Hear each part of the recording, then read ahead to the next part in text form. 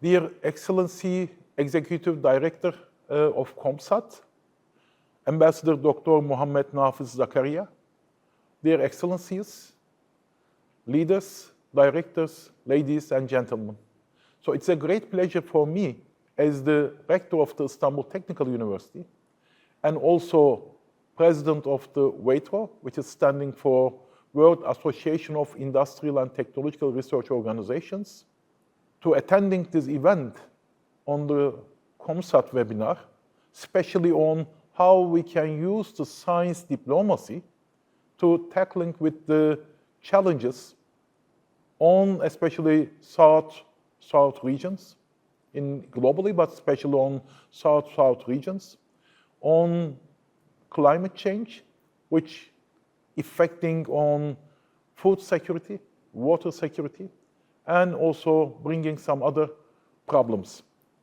So on the basis of my experience, so I will do my best in short period of time, not only addressing the challenges, but also I am trying to give the address how we will be able to manage to tackle with these challenges.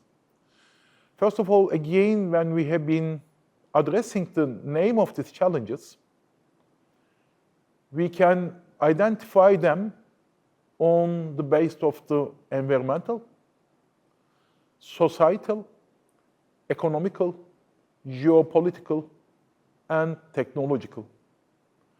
So when we are talking about food security and water security, such as, and in one side, there seems to be a kind of a results of climate change. So which means that the environmental type of an issues or extreme weathers conditions.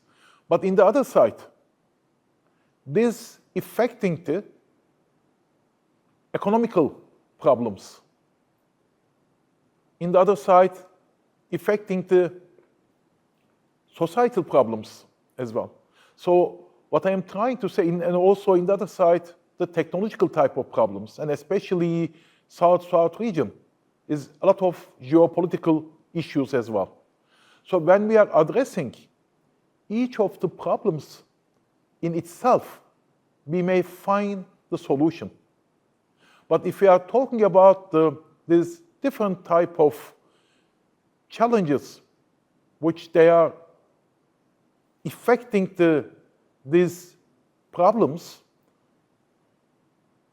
so which means that, so in one side, environmental, societal, economical, geopolitical, and technological, so they are a complex type of relation between them. So therefore, the type of solution which will be tried to provide shouldn't be a kind of a solution which we have been experienced in the past. So which means that in the past, the type of role is given to knowledge creation units, mainly academia and research centers. It used to be expectation, create the knowledge, and transfer to respective parties. This could be governments, this could be NGO, this could be a company, or any kind of stakeholder. But the type of challenges which I have been just addressing, or also discussion point of this event, they are quite complex, dynamic, and variable.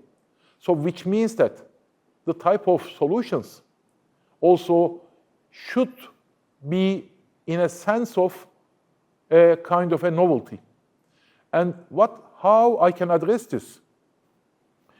Instead of talking about the collaboration, so which means that in the case of the collaboration, one side is providing the knowledge, other side is using the knowledge.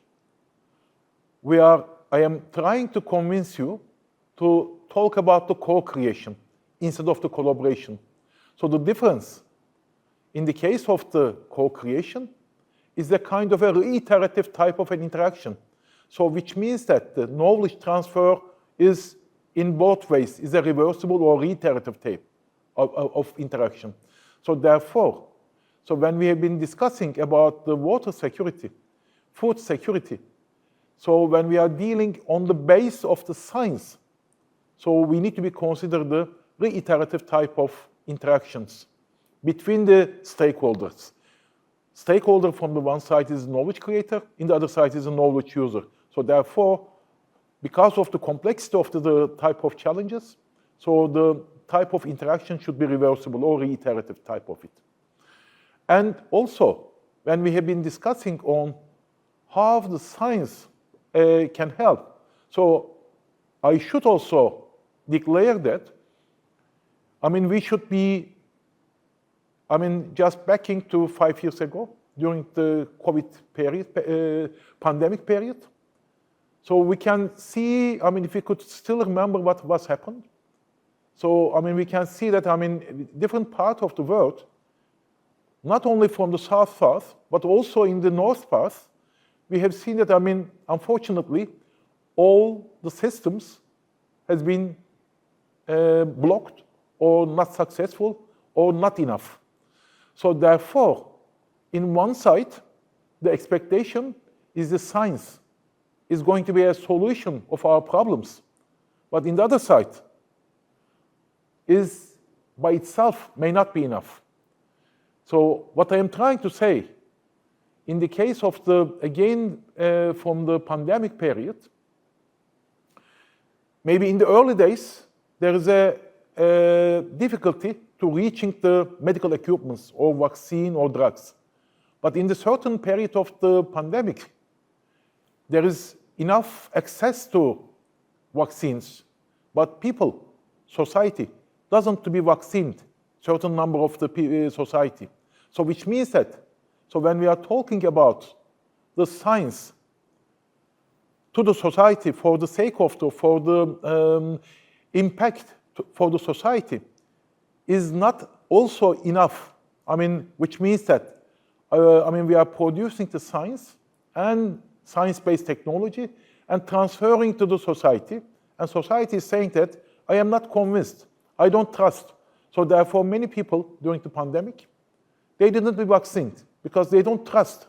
So therefore, in one side, science diplomacy is important, but the diplomacy is not only between the stakeholders of knowledge creator of a university or research center or government or company, but also engagement of the society as well.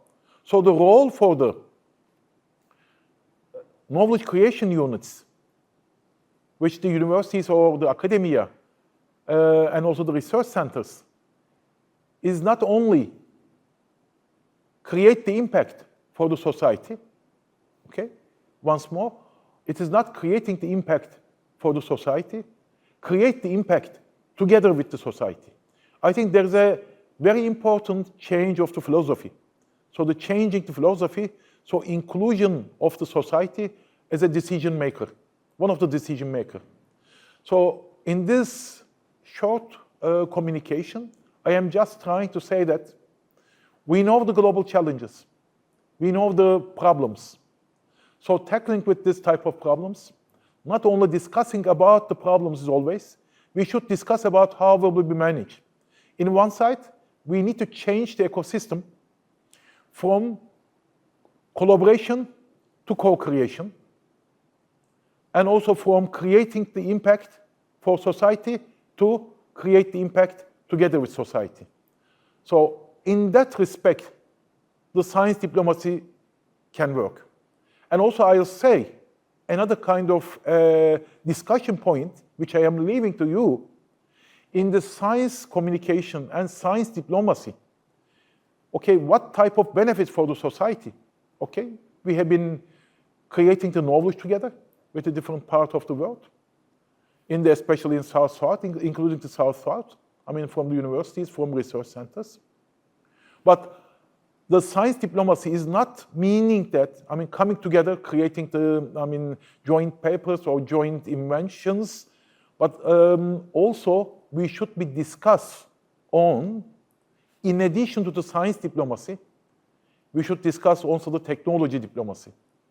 I don't know what I am trying to create the awareness from your side, because the science diplomacy in certain aspect is easy, but it doesn't solve the problems of the society, which we have been discussing on the water security and the food security, such as.